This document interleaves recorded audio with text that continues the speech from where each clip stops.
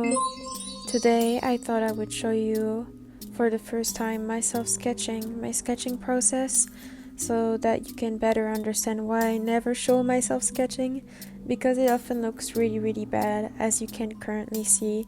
And this one was particularly a struggle. It looked particularly bad for a really long time, and I had to persevere quite a bit off camera to manage to make it work. And I will also show you guys how I shaded the horns on this drawing, because some people are curious about that apparently. I struggled quite a bit with the facial anatomy for some reason, and what I would recommend if you're struggling off camera is to take a few pictures of the thing you're trying to draw and trace them. Not to use them on your drawing, trace them on a separate canvas to just get your hand used to how they feel, what curves they take, how they look. Tracing really helps, as long as it's not used for stealing others' work. I did trace using the tracing method again for the hands, because I struggled with how I was gonna pose them. So I took a bunch of pictures of my own hands and used them as references of camera, and I did trace them on a separate canvas to try to see how they wear or how they would look once drawn. Right now I am applying my flat colors as per usual, and I'm working out a color palette. I had to change it a few times. The first few accents were a bit too saturated for the whole look. I struggled quite a bit with the colors of the horns and the tail. I ended up going with a warm, very dark, desaturated gray. And yeah, I am slowly reworking a few details. At that point, I believe I have combined all of my layers together, or I'm pretty close to doing it. Like I have shown in previous tutorials, that's how I work. So yeah. For the colors, even though it might look like the skin is just pure gray, it actually has a teeny bit of blue in it, a slight cold tint, if you will. So I'm not shading it with pure black, I'm gonna shade it with a very subtly bluish, purplish gray, so that it doesn't look so dull, if I can put it that way. Right now I'm also getting started on the hair. For the highlights I used a purplish, warmish tone. I don't really know what to call those colors.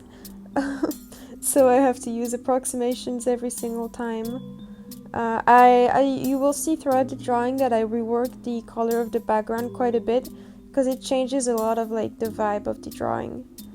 I think what was the longest part of this drawing is rendering out the chains, and I didn't even render them out that detailed. I would have liked them to be even more detailed than that, but I ended up not doing it. Right now, that's when for sure the layers are all combined. I am working on the face. I am popping out quite a bit of the facial structure so that it has a lot of contrast, because you don't want it having it look all flat. That's no good. Unless that's what you're going for, then go ahead, I guess. I use very subtle gradients to shade clothes.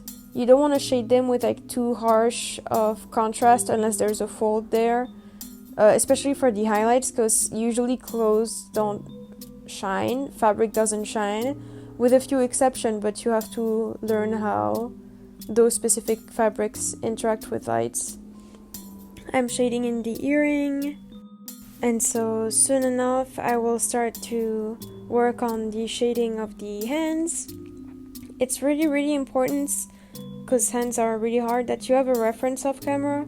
I had a reference of my own hands, a picture that I took. I would really recommend that. In general, I had a reference for most things.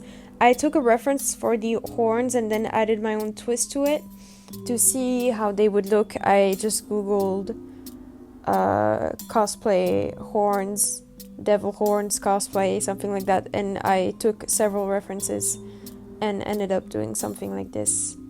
I'm shading in the suit. Once again, same thing for the shading, no harsh highlighting, unless that's really the look you're going for. You want it to look really glossy, but that's not what I wanted.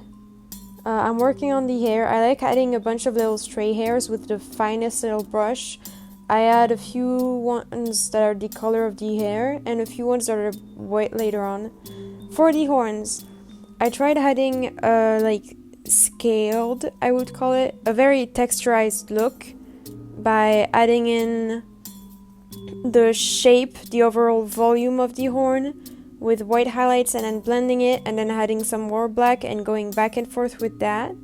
Like right now you can see that's too much white on the right one. I add some black and I blend it again.